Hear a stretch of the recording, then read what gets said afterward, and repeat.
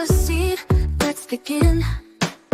It's Teaching Tuesday where the magic's within. Unlock the words, let the stories unfold. In a world of letters, watch the wonders take hold.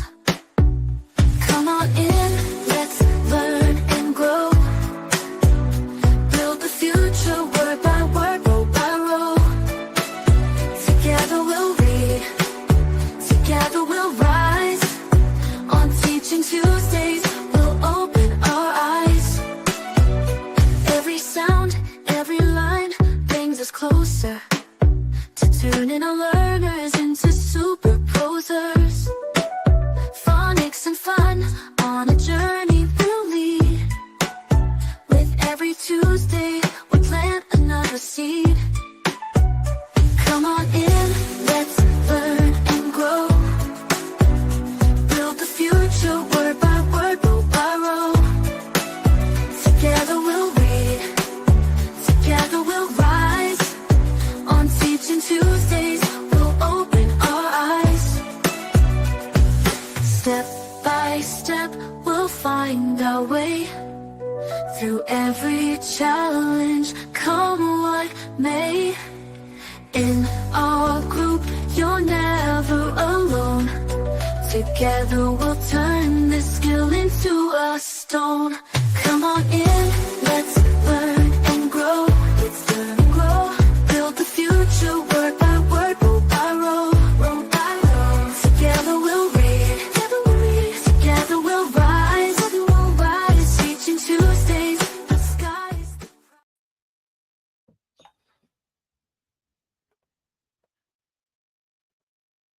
Good evening, good evening, good evening. My name is Katina Taylor.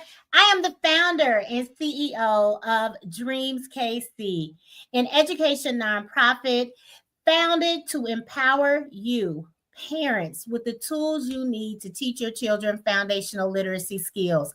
Welcome to Teaching Tuesday, y'all. How are you? This is episode 61. Can you believe it? Episode 61. I can't believe it for sure. Tonight, we're talking about building our reading fluency, strategies for parents of adolescent literacy learners. That's it. Tonight, we're diving into what fluency is, why it matters for your adolescent reader, and most importantly, what you can do at home to support the development of fluency. My name is Katina Taylor. For those of you that may be joining me for the first time, welcome, welcome, welcome. So excited to be with you. I have been in education for 25 years, 15 of those 25 spent in the four walls of classrooms. I started out teaching middle school. I then taught first grade, and I finished up my teaching career teaching high school. I've been in the traditional public school space. I've taught in private schools, and I have taught in public charter schools as well. So that's who I am. Tap in. Literacy is my zhuzh.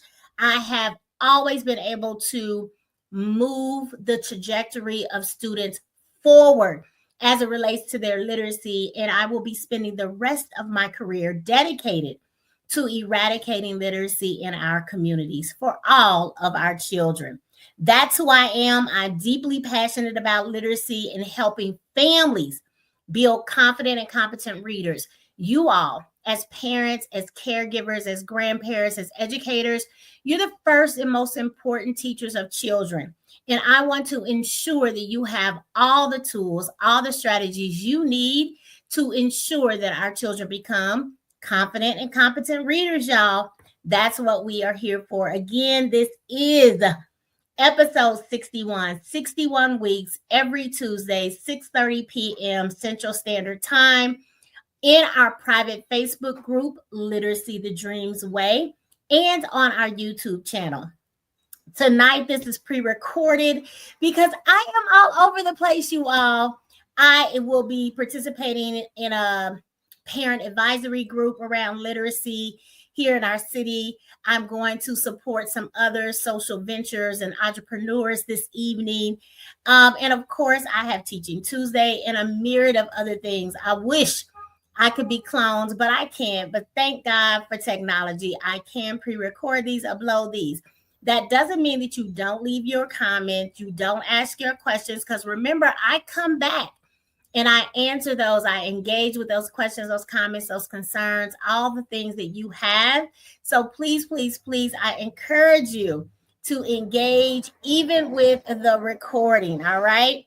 I apologize if you hear any background noise tonight or this evening. I am it's very humid out. My door is open as I record all the things. So you may pick up some of the neighborhood sounds. Hopefully not. One of the things that I want to share with you all is this notion around the iceberg.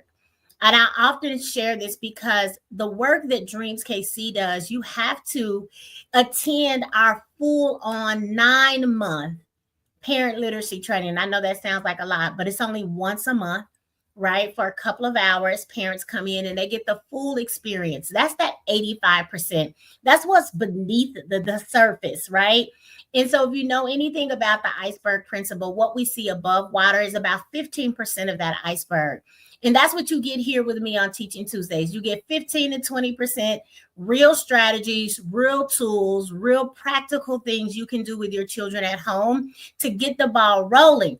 But if you want all of it, the rest of that other 85%, you have to be with me in person at some of our on-site parent literacy training opportunities. So if you're interested in that, reach out to us, info@dreamskc.org, or talk to your school principal, your district level leaders to say, hey, real parent engagement, this is what we want.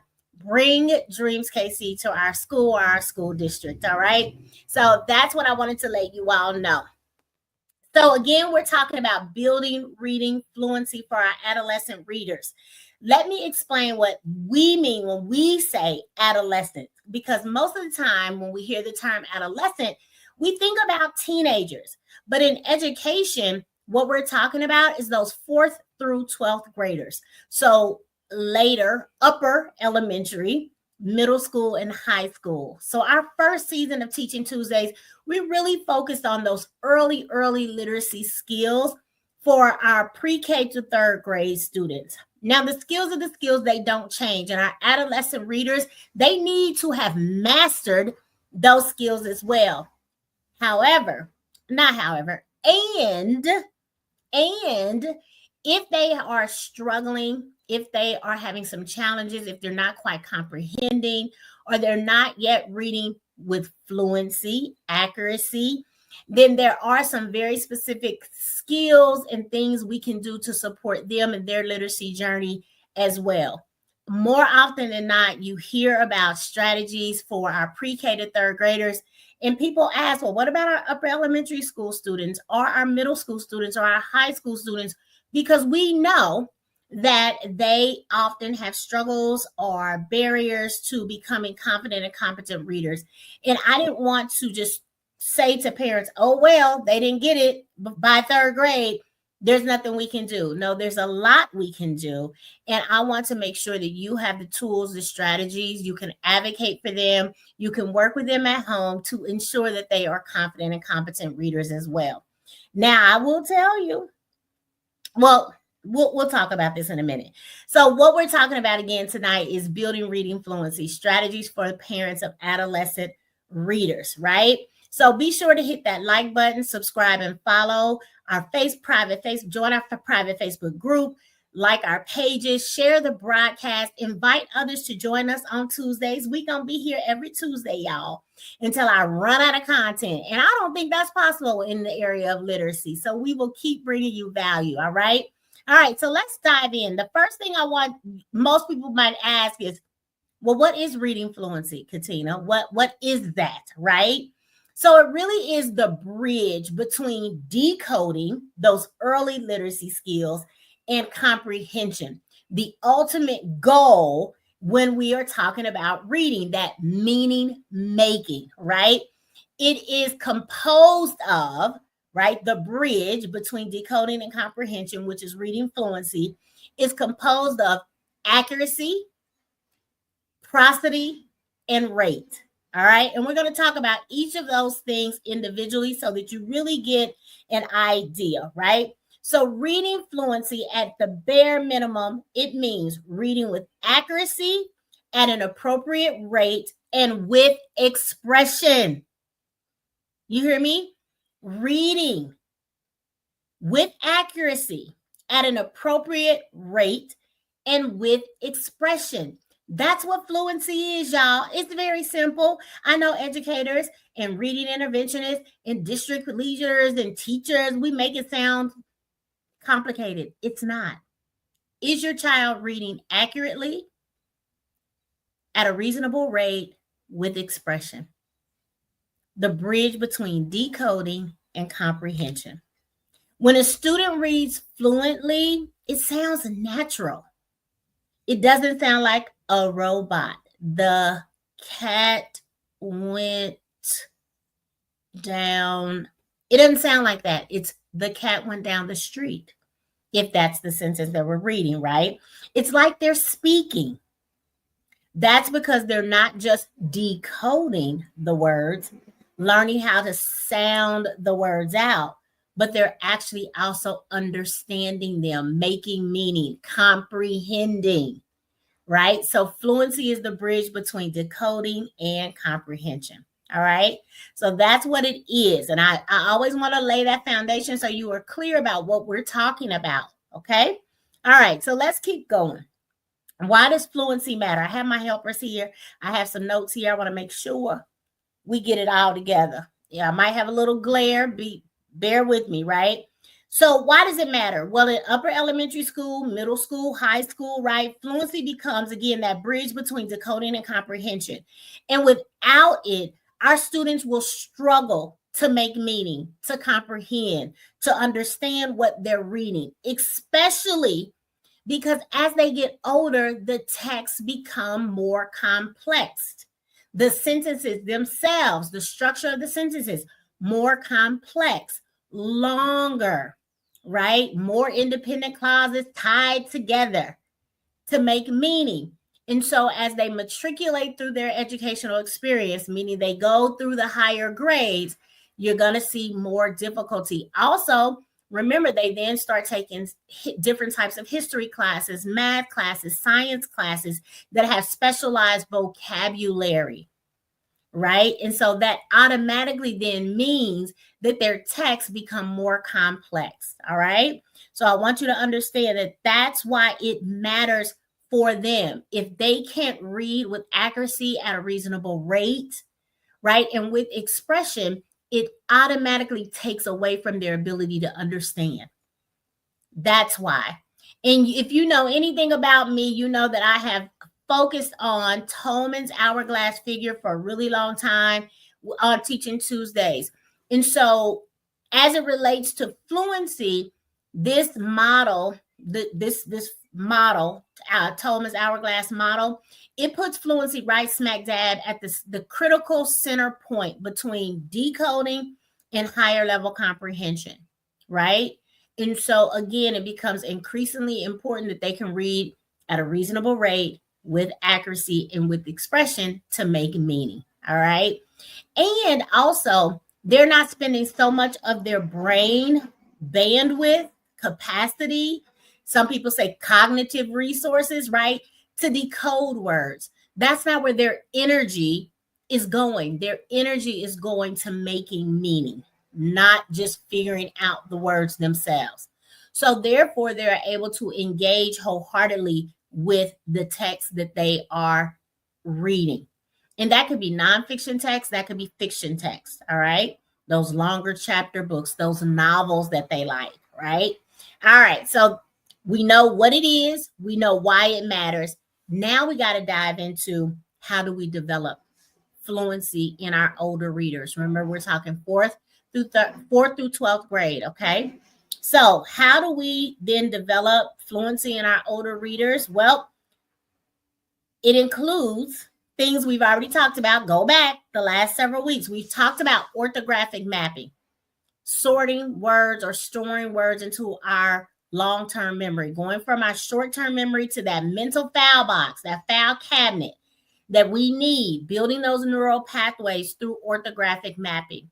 We also talked about morphological awareness. Now I know these words sound fancy. I'm gonna define them for you, I promise.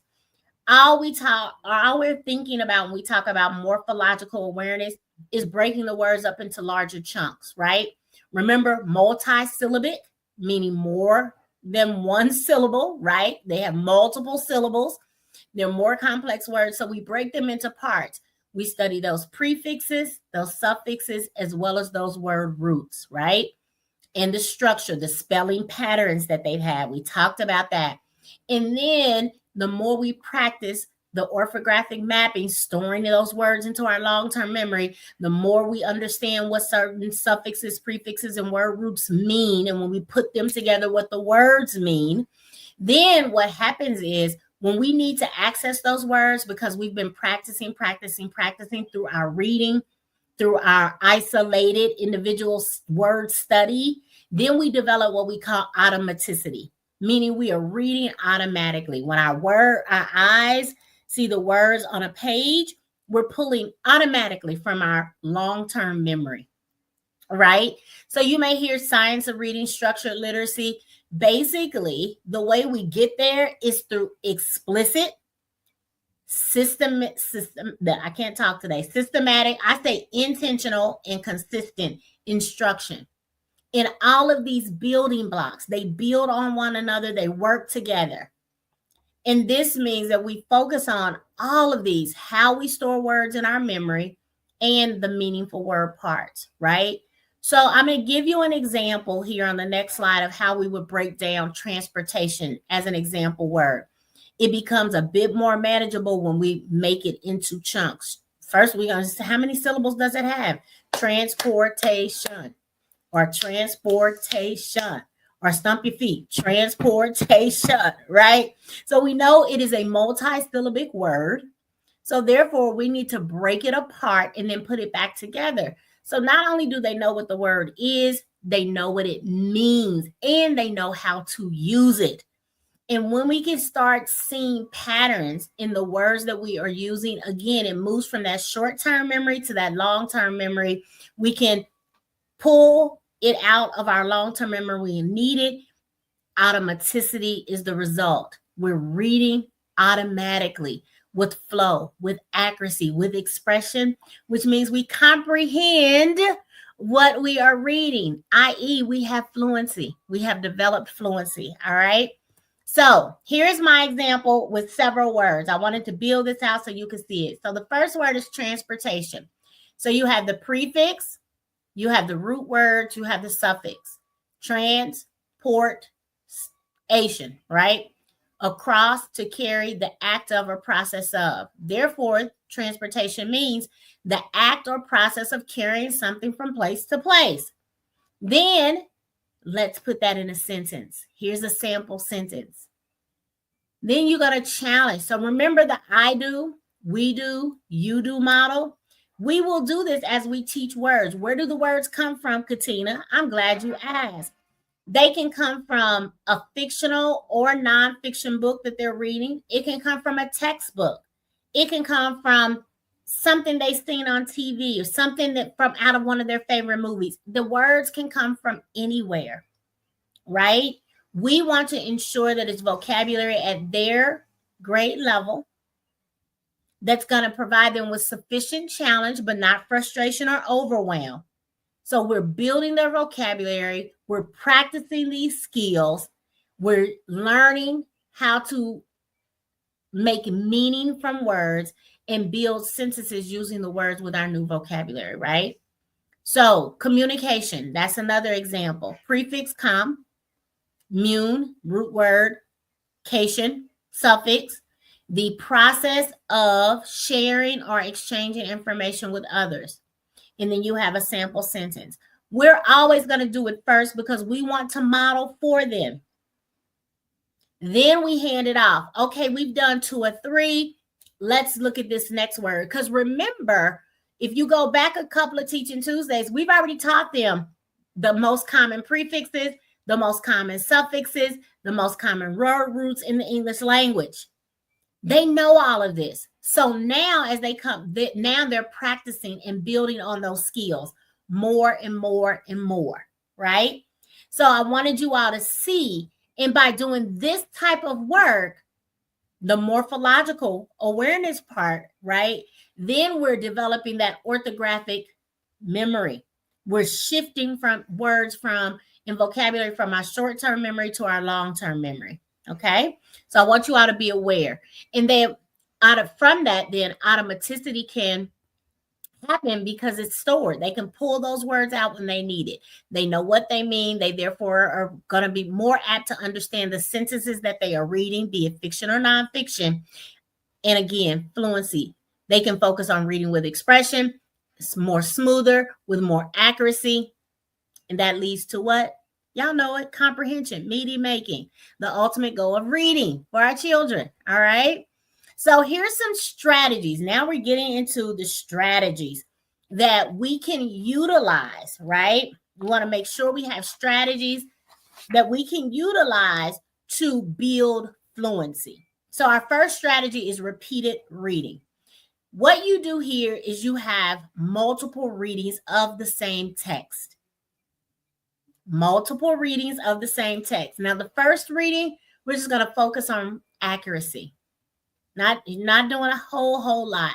It's a short passage. We're reading it multiple times, once to get it right, once for the speed, and then again for accuracy or expression. I'm sorry. So once to get it right, that's the accuracy. You read it again for that speed, and then again for expression. In that fourth reading, that final reading, they're integrating all of those things together, right? We model this first for them. Then we do something together, and then we hand it off and let them have that independent practice. So they could potentially read the same passage more than 4 times, right? So I want you to be clear. Repeated reading is one of the most research-supported methods for building fluency.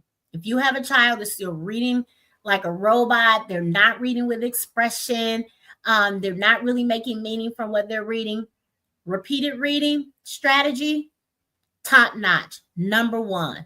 I've used it countless times and it works for our children. So you want them to read the same short, high interest, something they're interested in, right? Passage 3 or 4 times.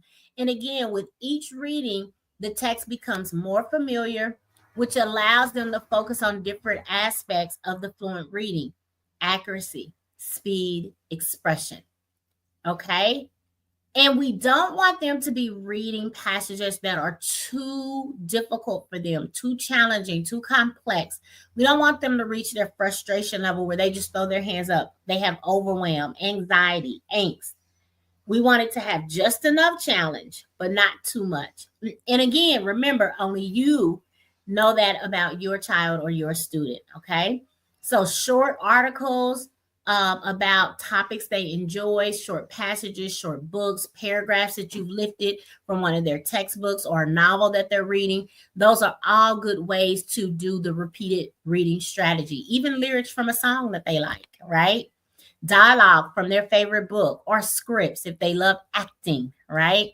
All right, so that is one strategy that we can utilize to help build reading fluency. All right, so I want us to be clear. So then we have another strategy, which is assisted reading, and it's exactly what it sounds like, right? We call it echo reading or choral reading or partner reading. All of these are different ways that fall under assisted reading, right? So with echo reading, it's right here. You read a sentence or a phrase with proper expression. Remember the I do. Then they echo it back. Now, y'all remember the game where you say something, then the kids say something, or their sibling, and we go back and forth and everybody gets frustrated? Well, this is great in terms of assisted reading, right? You're going to read it accurately with the correct speed and expression. They will be your echo. They will echo that back, mimicking the same phrasing and intonation. how you read it with expression. Right? So that's the echo reading. It's a great way to practice and build fluency.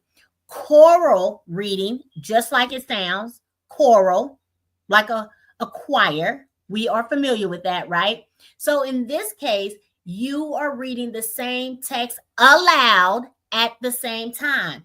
That means you may have more than one copy of the text, or you're sitting like this visual aid, you're sitting and looking at the text together, right? With the parent or teacher or caregiver or sibling or uncle or aunt or grandparent, right? You're providing a fluent model that they can follow. Again, the I do part, right?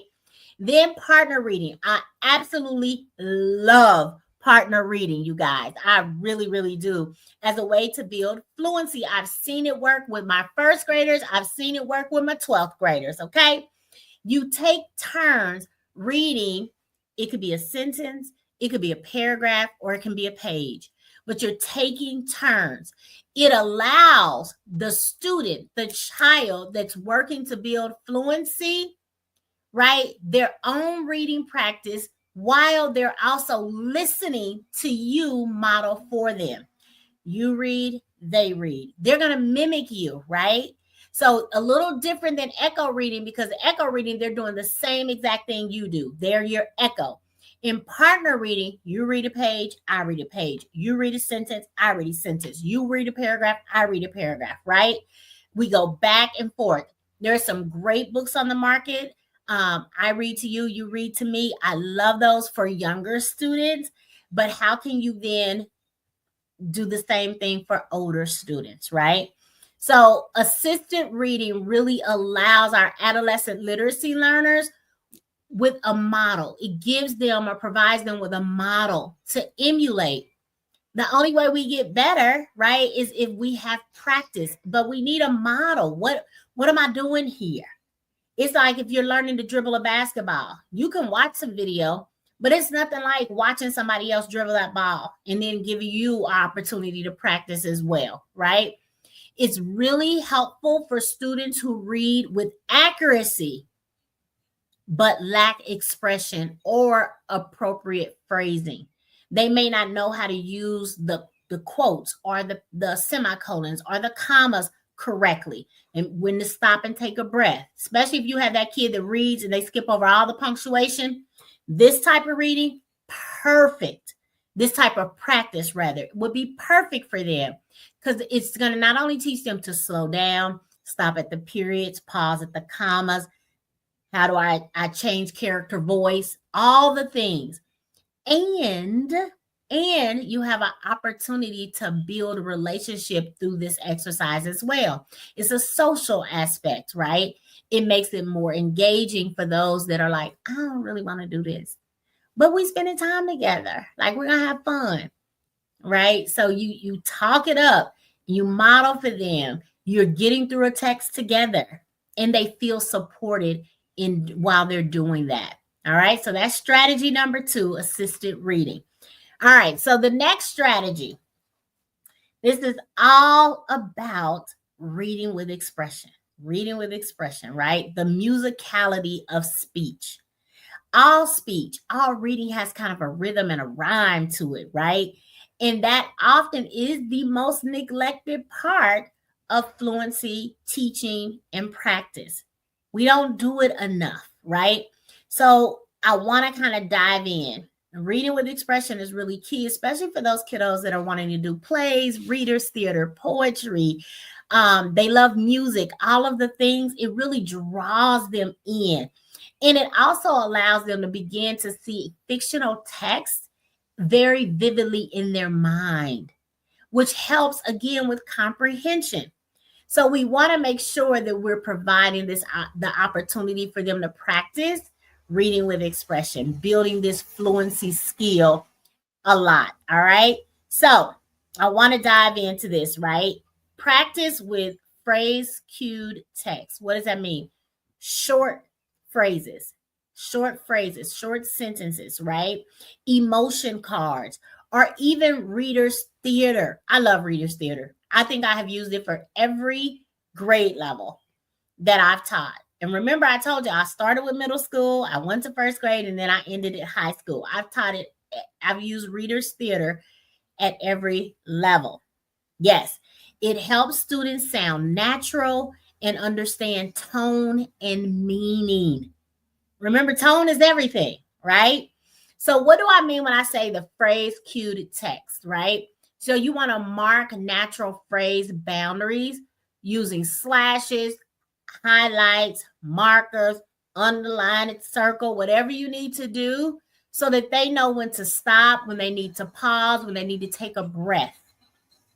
It's again, especially for that kiddo that's going to read super, super fast, or that kid that's reading really robotic. And you say, no, I don't want you to read every single word and stop after each word. No, I want you to read a phrase and then stop. Right? So that's going to help them begin to develop that muscle.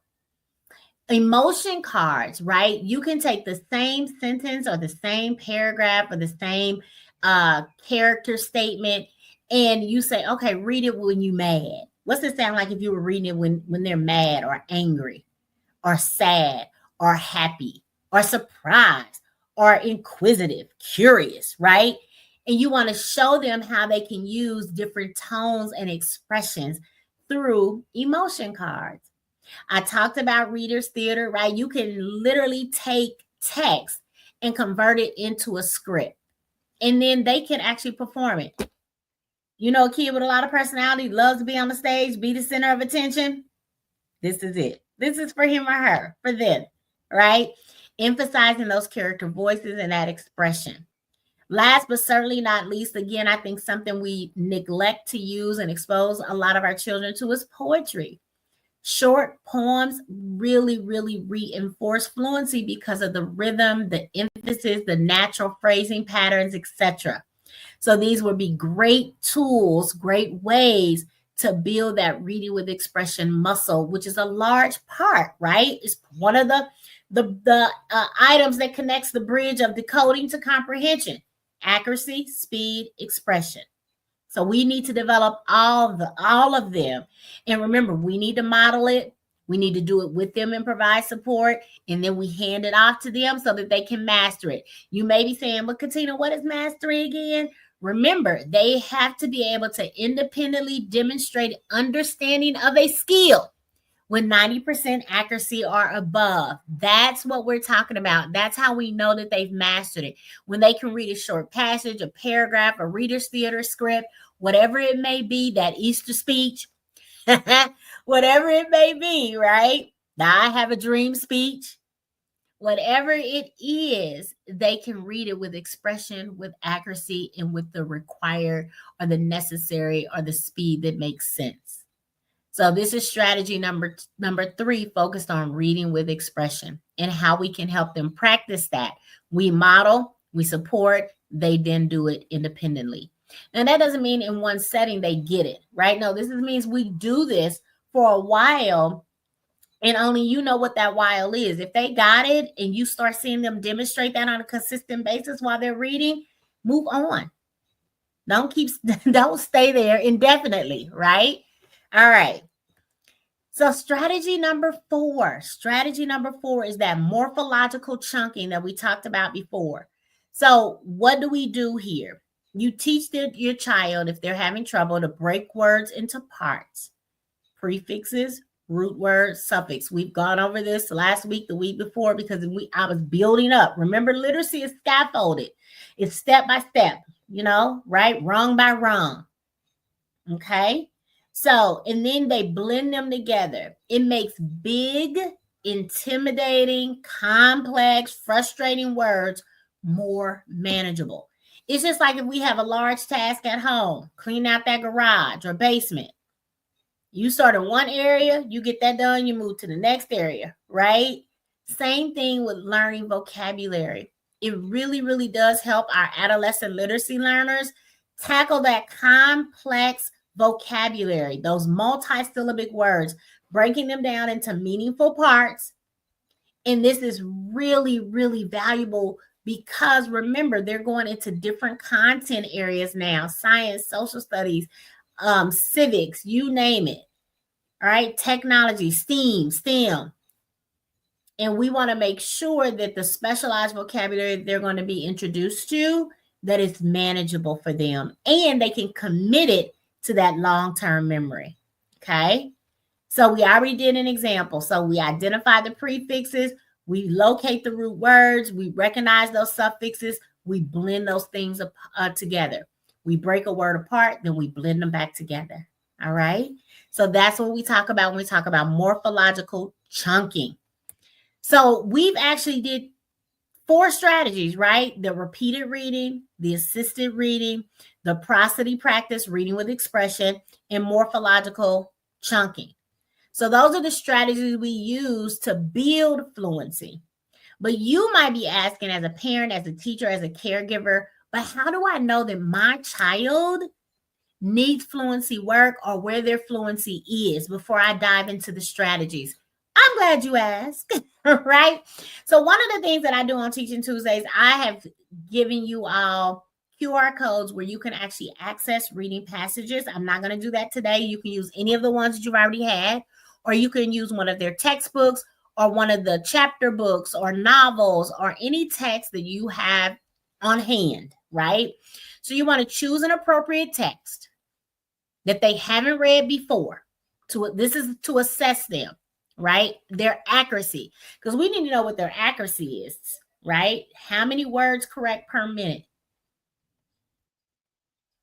Just want you to understand, all right? You want to time them reading aloud for 1 minute. You're going to have a piece of paper in front of you or a journal or what have you, however you track for them. They're going to read aloud for 1 minute. You're going to have a copy of that text in front of you as well as your journal. You can write, I write on the actual my copy of the text. You want to mark 1 where they stop.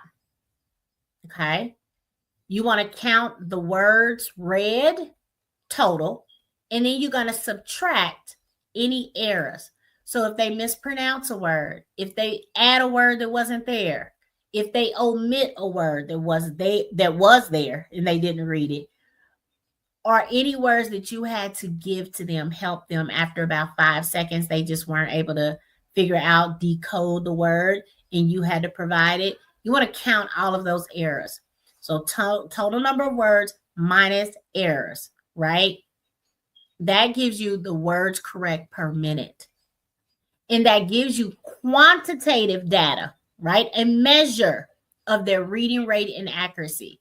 So you know how many words they read per minute, their errors and omissions, all of the things. Now, we're looking at middle school students, typically between 120 to 180 words correct per minute, depending on the grade level of the text and the complexity of the text.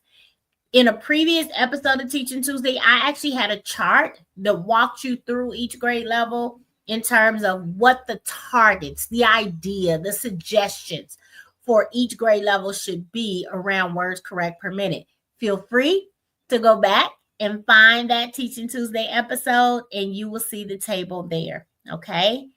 And then you want to compare that. You want to check their words correct per minute against what their teacher or their curriculum or the guidelines that I provided in that previous chart are. That way you know what you need to work with them on. Is it accuracy?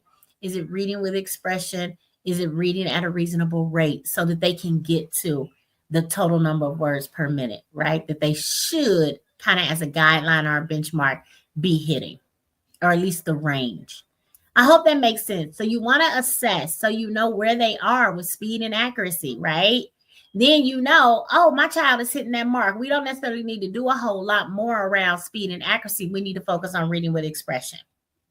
Or they're not quite there yet with speed. So we want to give them more opportunities to read. So they build their stamina, right? It's the same thing like running track or going walking every day. The only way we increase that speed, and you know, people run marathons in under a certain amount of time, or they walk a certain pace. Practice. I wish I could say it was something else. This is practice. All right. And I shouldn't say just, because that is really, really important. Practice. All right. So And then prosody, right? The reading with expression. Again, we have reading with expression, phrasing, pacing, punctuation, etc. So you say, if they read very monotone. I always think of the movie Ferris Bueller's Day Off. The teacher that was like, Bueller, Bueller. That's that monotone. They don't change their voice. They just read it out. The cat went down the street today. The car drove down the street yesterday. The boy walked up the street today. Monotone, right? Then that's in that very beginning stage. Now, if they change it up, if they're in the developing category, they may have some expression in familiar parts of a passage or a text, but it's monotone in every other area. When we say they are proficient, they have mastered the skill, they are consistently varying their expression as they read, according to what makes sense for the text that they are engaging with. Now, we think about phrasing, another area that we want to pay attention to. If they're in beginning stages of phrasing and they need to work on this in terms of fluency, they're reading word by word. That's that robotic reading.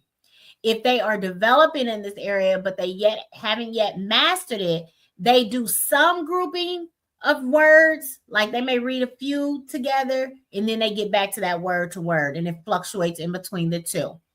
But when they are proficient or they have mastered it, because we need to determine, like, right? And this is qualitative, not quantitative, meaning we learn about what they can do, what they have mastered through observation. Okay. So if they are at proficient or mastery level with this, then they naturally have phrase boundaries all the time when they read, no matter when they're reading. So we have to listen. We have to observe their pacing or their speed. Are they very slow or are they very fast? Either one can cause a problem with comprehension. So don't think just because my kid can read super fast that they're great. Absolutely not. More often than not, those kids do not understand, just like the kid that's reading like the robot. Okay? We need, if they are developing, and if they're in that space where they're reading really, really slow or really, really fast, they're in the beginning stages as it relates to fluency. If they're in that developing phase, it's like, oh, they're not really reading super fast, but they're not reading super slow, but it's inconsistent. Sometimes they slow down, sometimes they speed up. It's just not consistent. Then we know they're developing, but they're not quite proficient, or they haven't quite mastered the skill yet. When they have gotten to proficiency or mastery, what we're looking for is appropriate, consistent rate according to the text that they're reading. And they can demonstrate this independently on a consistent basis, right? And then last but certainly not least, centers around that punctuation. They're in the beginning stages if they ignore any punctuation that's there. No. The punctuation is there for a reason. We need to use it. We need to rely on it, right? So they stop at the periods, they pause at the commas, and they take a breath. They see a question mark. They sound a bit more inquisitive. They see an exclamation point. They're reading with excitement, right? All the things. If they're reading, they see parentheses. They know that's an explanation, so their voice changes a bit in order to let the person that they're reading to, right, understand that this is further explanation of what they just read, right? So if they totally ignore punctuation, beginning stages, as it relates to punctuation and fluency, it means it's going to hinder their comprehension, hinder their ability to make meaning from the text. They're in the developing phase if they pay attention and utilize some punctuation, but not all, right? Meaning we still have work to do. They're developing, they're getting there, but not yet at mastery or proficiency. They're at proficiency or mastery when they consistently are paying attention to and adhering to the function of the punctuation that's present, right? So we know the rate measures how quickly a student reads, but prosody, however, it assesses how naturally and expressively they read. And again, this is qualitative. It's through observation, what we notice as they read. It's not test or per se where we have numbers, data, right? This more comes through observation as we listen to them read, we watch them read, we ask them comprehension questions. So do they understand what they're reading? What's hindering it, right? So it really does help identify very specific areas for improvement. If your child is good with the phrasing and the pacing, but they need to work on expression and punctuation, don't go reteach something they've already mastered. That upsets and frustrates them and you because you're not using your time wisely, right? You want to listen to them read aloud. You want to note their performance in each of these categories, and then you focus your practice on the areas that need the most development. Recognizing and understanding that different texts may present different challenges. So you want to test this out with fiction. You want to test this out with nonfiction, right? I want you to understand and be clear that we want to assess their fluency in each of these areas using different types of text, poetry as well, right? So I just want you to understand and know. All right. I hope that makes sense to you guys. So then error analysis. We need to also think about like what errors are they making? Remember we talked about words correct per minute and we said we need to note the errors. Then we need to determine, this probably should have been up there with that, but as they make errors, we need to know what type of errors they're making. Are they struggling with decoding, meaning sounding out unfamiliar words or more complex multisyllabic words? That may mean that they then need to go back and do some phonics gaps, spelling patterns, prefix, suffix, morphological work, right? Are they replacing words with similar looking words, meaning that their visual processor may be off? What is it that they're not seeing? That's substitution errors. Are they just overlooking words altogether? They skipping words or lines? They may not then be tracking well. Do they need glasses? Do they need to slow down? Do they need to go back to use their finger to read as they go until they have mastered that skill? They're tracking. Do they need to use one of the highlighted? There's some little clear highlighted tools that you can use to read. Do they need a bookmark as they read? I keep a bookmark here. And maybe as I read, I need to be tracking, line by line with that bookmark to help me, right? So there are many different ways. They can use a pencil, a pen, an eraser. This always works, that finger, to track, right? If they're omitting whole words or lines, okay? Then are they just guessing? I'm not reading this text. I'm just going to guess what's there, look familiar. I think this might be it. They're using the context to guess rather than decode, maybe because they are not sure about strategies to analyze particular words, which means we need to then go back and reteach some things. So the types of errors that your adolescent literacy learner is making provides really, really important information because it helps us know what to teach, what to practice, what they haven't mastered, right? So we have to analyze those error patterns and then we can target specific skills to help improve rather than just practice them. Just say, just keep reading, it'll get better. No, it won't, because there are very specific skills that they may be lacking that they haven't yet mastered. We need to teach those skills to them. Consistent, intentional, right? So you could just keep a log, right, of what it is that they need to practice. Oh my goodness, you all. Let me close my door. I'm so sorry. Give me a quick moment. Someone's outside cutting grass.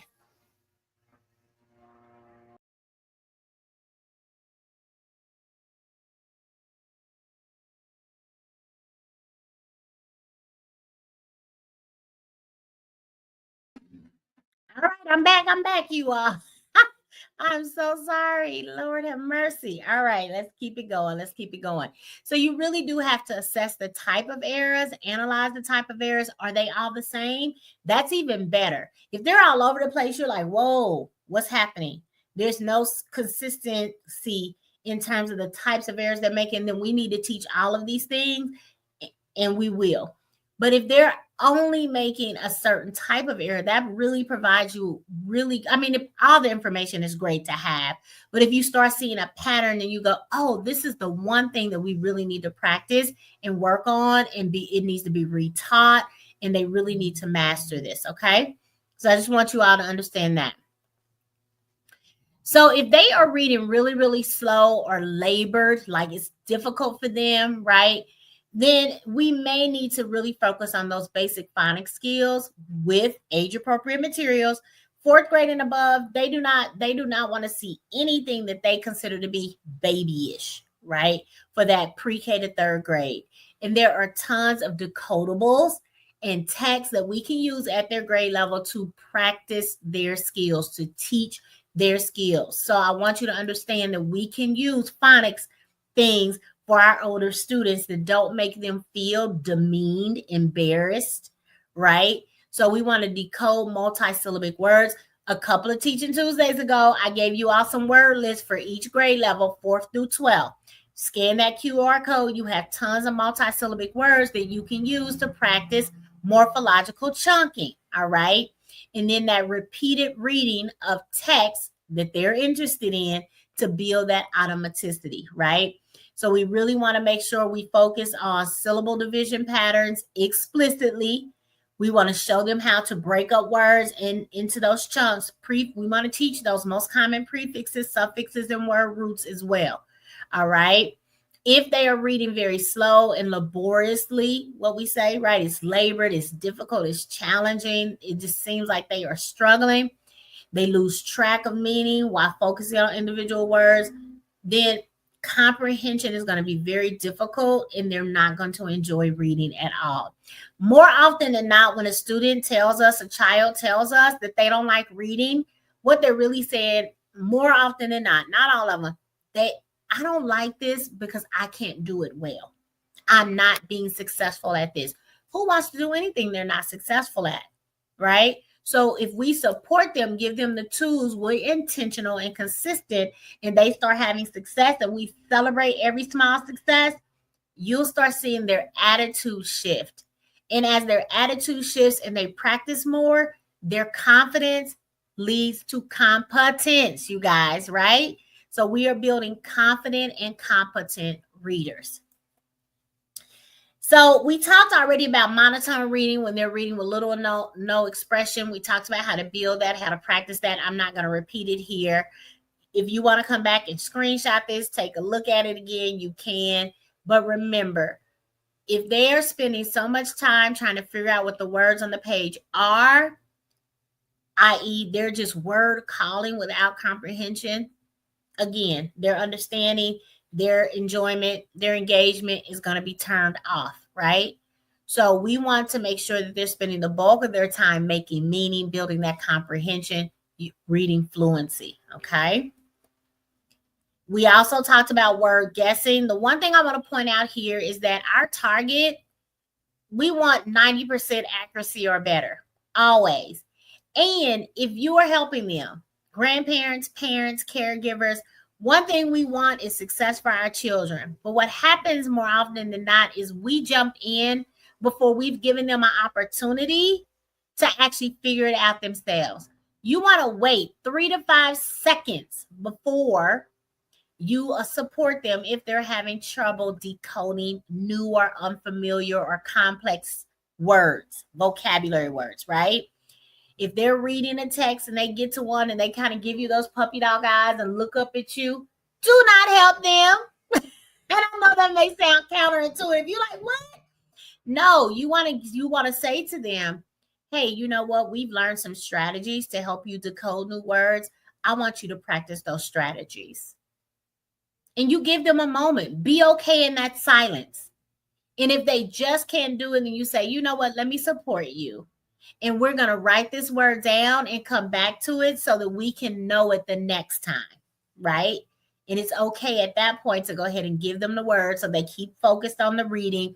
Now you're building lists of vocabulary words, spelling patterns that we need to focus on. Why did that give them a problem? Are you starting to see a pattern develop with the types of words that they are having trouble decoding We need to then teach those individual skills. Hope that makes sense.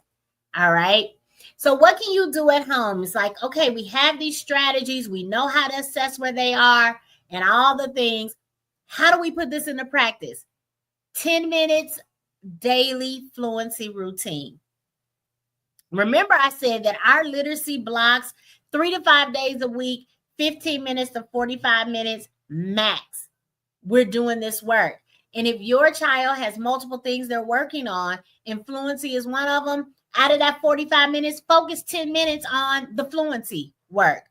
On Monday, right, you got a high interest passage or piece of text, right? You practice reading it multiple times. Focus on improving the speed and expression with each reading. We talked about what repeated reading is. On Tuesday, do partner reading because you don't want to get bored. You want to vary the activities, the strategies that you use. On Wednesday, work on expression only, the emotion cards, the reader's theater, right? To focus specifically on expressive reading and character voices. On Thursday, you can do that morphological work, right? Word work, breaking down challenging multi-syllabic words that you've been tracking. Remember, I told you to write them down. Then on Thursday, that's the day we tackle them, right? Yes. Yeah. See, there's a method to my madness. I promise. I'm telling you to write these down and you're going to get back to them. Here's the plan to do that. And then on Friday, you let them choose. 10 minutes of that 45 minutes is already done and over with. We focus on fluency. If in fact your child needs that support, that work. All right. Consistency, intentionality, 3 to 5 days a week, you all. And I promise you're going to see them shoot to the moon. Okay. All right.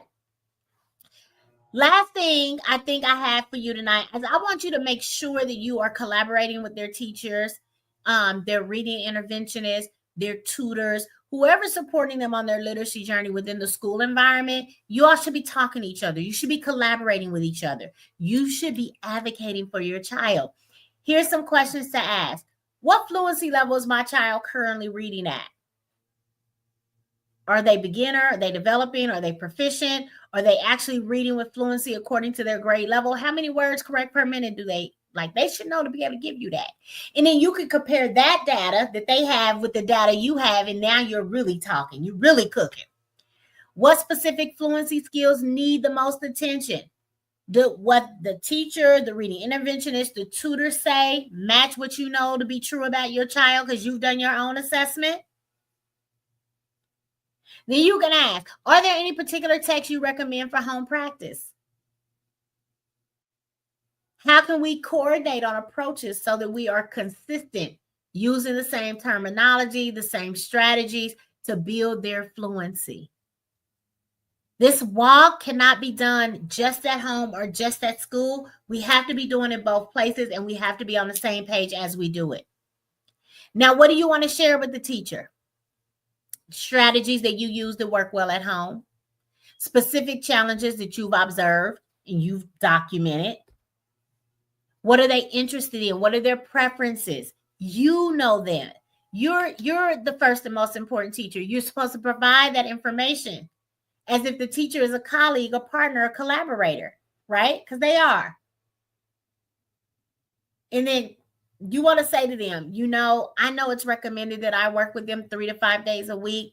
Right now, my work schedule or my other children's schedules or whatever it may be, you say it's only going to allow me to do 2 days a week. So I really need the school to really step it up. Or I can only do 3. Or you also addressing this, every day that they're here at school. Like, it's okay to have that dialogue and trust. Be upfront about it.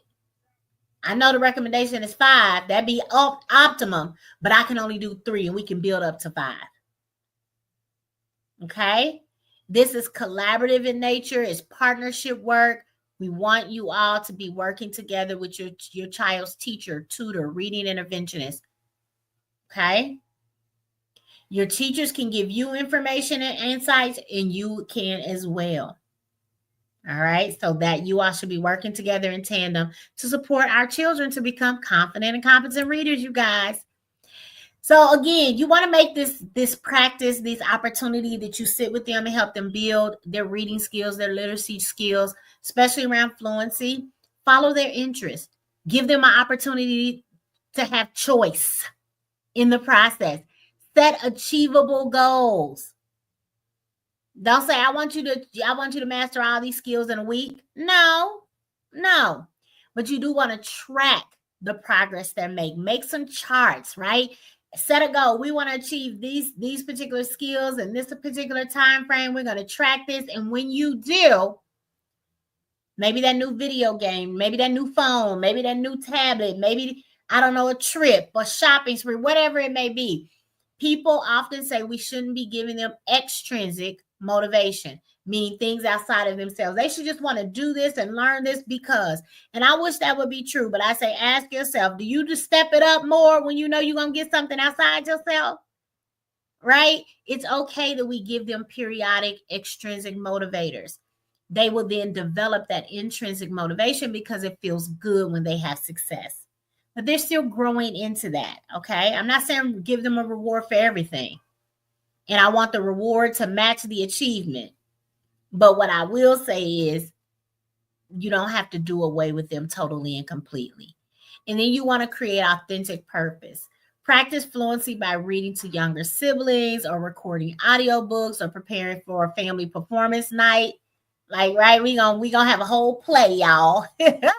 Church activities, if that's what they do, if they're in some type of community theater, whatever it may be. How do we connect the work to what is relevant to them? All right.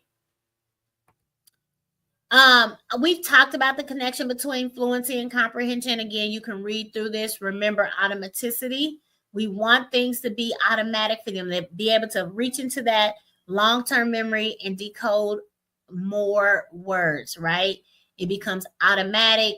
That frees up that cognitive load so that they are focused on comprehension. Expressive reading, it really does improve comprehension. Quick word identification, it supports vocabulary development, which we know leads to comprehension. And then fluent reading, reading smoothly at an accurate pace, it reduces what we call memory load. They're not working so hard, and it allows them to better retain the content. This is really key for nonfiction, right? So you got fluency, you got comprehension. Again, intertwined, interconnected, just like I talk about with reading and writing. So I want you to understand that. As fluency improves, comprehension typically follows because the reader can devote more attention to meaning rather than decoding the actual words themselves. Better comprehension leads to more fluent reading as the reader anticipates and makes sense of the text. So there's always this yin and yang connection. Fluency is the bridge. We talked about that. It connects the basic decoding skills to comprehension. Simple, repeatable strategies. You don't need a whole bunch of lesson plans and curricula and all this stuff. You need to be consistent. You need to be intentional with repeated reading, assisted reading, reading with expression, and that morphological chunking. I guarantee you'll have the results you want to have. And you must be consistent, intentional, right? 15 minutes to 45 minutes daily, 3 to 5 days a week. I guarantee you'll see your children grow as literacy learners by leaps and bounds. Yes. We went a little over today. I'm looking at the clock, but that's okay, you guys. I hope you enjoyed this Teaching Tuesday broadcast. Again, we were focused on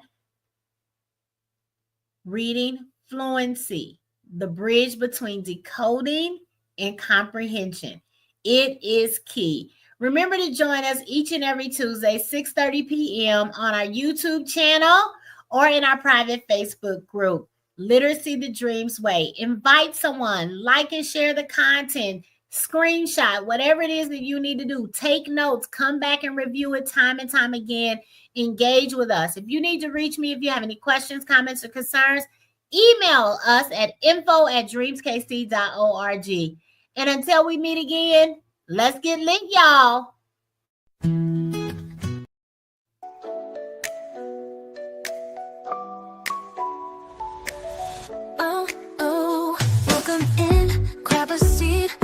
begin. It's Teaching Tuesday.